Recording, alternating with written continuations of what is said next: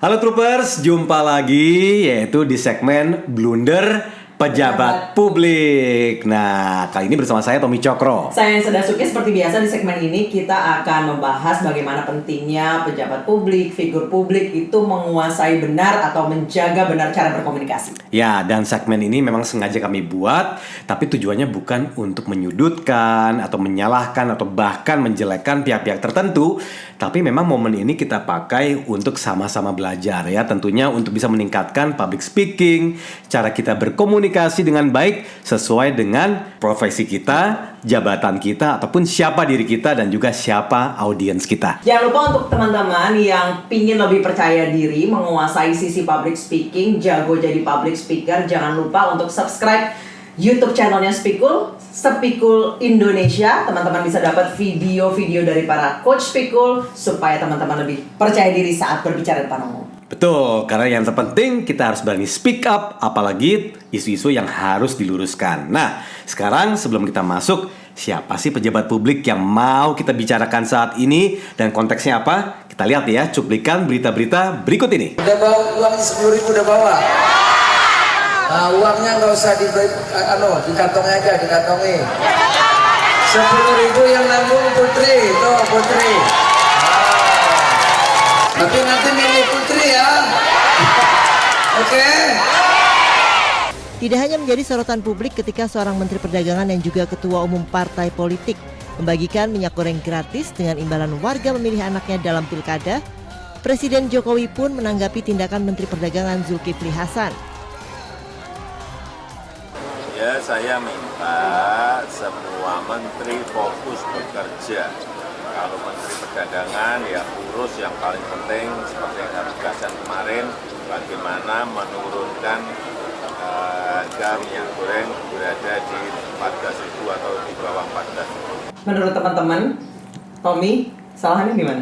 Ada beberapa hal sih yang harus kita lihat dulu ya, profil beliau nih siapa. Itu pertama ya, beliau ini Menteri Perdagangan, baru dilantik. Betul. Dan juga sebagai Ketua Umum salah satu partai politik. Kayaknya baru 3 bulan ya? Aduh, belum nyampai. Iya. Nah, makanya yang gue khawatir di sini adalah profil beliau ini sebagai Menteri Perdagangan ternyata inline banget dengan kegiatan beliau sebagai penanggung jawab untuk membuat balance harga minyak goreng. Apalagi sekarang ini minyak goreng jadi hal yang sensitif kan. Walaupun sekarang sudah mulai turun ya. Cuma kemarin kan sempat mahal banget tuh minyak goreng. Dari mulai mahal, langka, ada tapi mahal, kemudian dibatasi tapi langka, yang jual banyak yang tutup. Betul. Isu minyak goreng itu sekarang lagi jadi hal yang sensitif. Tapi ketika seorang Mendak yang mengatasnamakan partai ikut kampanye bagi-bagi minyak goreng itu secara etika komunikasi gimana ya? Secara etika profil saja sudah kurang enak sebenarnya ya, karena memang meskipun beliau bilang ini sebagai seorang ketua umum partai politik, tentu publik melihatnya sebagai Menteri Perdagangan. Apalagi di sini wartawan secara langsung juga menanyakan ke presiden. Jadi pasti mengatakan bahwa fokus utama yang dilakukan oleh Menteri Perdagangan yang saat ini menjabat adalah membuat harga minyak goreng stabil. Apalagi ya dibagi-bagikan nih minyak goreng curah kemasan loh. Jadi ini salah satu yang sensitif dan tampaknya tidak layak dengan profil beliau sebagai Menteri Perdagangan. Kemudian muncul pertanyaan di netizen, di publik, ini minyaknya dari mana ya? Minyak jatah yang dibagiin ke warga miskin atau modal sendiri dari partai? Nah, itu sebenarnya apa yang harus dilakukan supaya hal itu tidak menjadi pertanyaan? Banyak yang bilang harus diunggah dong bon pembeliannya, itu perlu nggak ya? Nah, tapi tentu kembali lagi ya, kalau melihat dari profil beliau, tampaknya kalau memang ingin membagi-bagikan minyak goreng dengan ya lagi-lagi mempromosikan salah satu calegnya atau salah satu kontestan dari partai politik tertentu, tampaknya beliau jangan muncul di situ. Nah, itu dia, gitu bagaimanapun ya. posisi beliau sebagai Mendak, apalagi yang dibagikan adalah minyak goreng yang sekarang lagi hype banget karena harganya mahal, itu kemudian jadi rancu dan blunder. Ya. Ini kapasitas beliau sebagai apa nih? Sebagai menteri atau sebagai ketua umum partai? Kalau sebagai ketua umum partai sebenarnya tidak ada yang salah dengan bagi-bagi minyak untuk kampanye. Tapi ketika beliau juga ada jabatan lain yang adalah Menteri Perdagangan yang erat banget nih hubungannya sama minyak goreng, itu menjadi tidak etis. Nanti next bagi-bagi cabai apa? Cabai pakai merek lagi ya, dikemas juga ya. Nah jangan, nah makanya oleh karena itu sebaiknya fokus saja, terutama untuk sidak misalnya ya, sidak. Apakah harga sudah stabil di tempat-tempat pasar tradisional misalnya, apalagi misalnya membagikan minyak-minyak goreng curah terhadap orang-orang yang memang membutuhkan. Betul, ya. jika memang bagi-bagi, kapasitasnya harus dibedakan. Beliau sebagai Mendak atau sebagai ketua umum partai, jangan menjadi rancu kemudian publik jadi bertanya-tanya. Nah, satu hal lagi nih yang juga penting. Ketika sudah disentil oleh presiden, beliau menjawab bahwa maaf, di sini kapasitas saya sebagai ketua umum partai. Nah, tampaknya ini juga kurang pas gitu ya. Lebih baik jika seorang pejabat publik bisa mengatakan maaf jika apa yang saya lakukan ini tidak layak atau tidak sesuai dengan jabatan saya sebagai seorang menteri. Sama ketika teman-teman buat kesalahan ketika sedang berbicara depan umum, kemudian dikoreksi. Pertama, tentunya kita introspeksi diri, tapi setelah itu jangan self defense, lebih baik meminta maaf.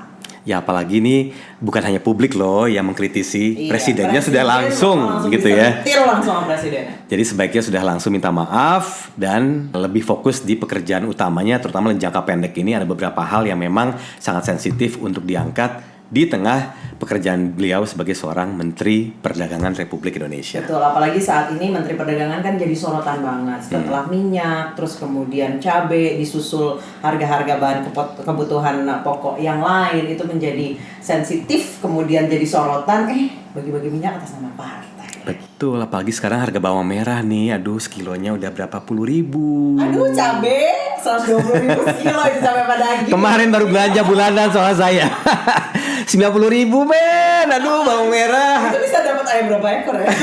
Sampai kasir nanya, Pak ini harganya 90.000 sekarang, gimana Pak? Ya gimana, saya butuh bawang merah ya udahlah bayar aja. Tapi ya ini dia, makanya ini salah satu item memang harus diperhatikan betul, bahwa sekarang inflasi ini menjadi salah satu isu yang harus digarisbawahi oleh menteri-menteri terkait ya. Betul, selain berbicara, pejabat publik, figur publik juga harus memperhatikan gestur dan tindakan. Karena sekarang netizen ya kan, video bisa diulang-ulang, liputan bisa diulang-ulang. Itu bisa memperhatikan mikro gesture yang keluar dari pejabat publik, tulus atau enggak, apa ini maksudnya. Kemudian muncullah konspirasi netizen ya kan, jangan sampai tindakan pejabat publik itu jadi bikin blunder, kemudian menimbulkan perdebatan, polemik ya. Karena memang tentu kita semua tahu ini sudah masuk tahun politik. Semua orang lagi balapan nih mengejar tahun 2024. Pasti publik juga tahu itu. Cuman ya sebagai orang-orang yang menjadi bagian dari kabinet harus sensitif melihat hal ini. Oke Troopers, tadi kita udah membahas seperti apa sebaiknya figur publik, pejabat publik itu menampilkan dirinya di depan masyarakat. Apalagi ini kan di depan rakyat ya yang menggaji mereka gitu. Seperti apa mereka harus bersikap dan gesturnya juga harus seperti apa. Ada beberapa poin yang bisa kita catat dalam diskusi kali ini. Pertama, kita harus bisa berkomunikasi sesuai dengan profesi. Kalau misalnya kita mengambil ranah orang lain, keluar jadi blunder. Ya, kedua adalah sensitif ya, melihat isu yang berkembang di tengah publik juga. Jadi harus buka mata dan buka telinga, apalagi menjadi seorang pejabat publik. Nah, satu lagi yang paling penting adalah ketika sudah terjadi nih sebuah pro dan kontra, harus cepat bereaksi, cepat bertanggung jawab, dan satu lagi tetap tenang juga ya. Dan jangan ragu untuk meminta maaf. Oke, itu poin-poin dari diskusi kita hari ini atau di segmen ini. Nah, jangan lupa Troopers bahwa pembahasan ini sama sekali tidak memojokkan seseorang ya. Tidak bermaksud untuk memojokkan satu pihak atau satu orang, satu kelompok. Kita ini membahasnya murni dari sisi public speaking. Ya, sama-sama belajar, sama-sama berkembang demi kebaikan bersama. Nah, jangan lupa sekali lagi nih bahwa video ini kalau kalian anggap bermanfaat, cepat share ke orang-orang yang kamu kenal atau ke siapapun juga untuk menonton video ini. Jangan lupa untuk follow dan juga subscribe channel YouTube-nya ya. Nah, selain kita punya channel YouTube, jangan lupa teman-teman juga follow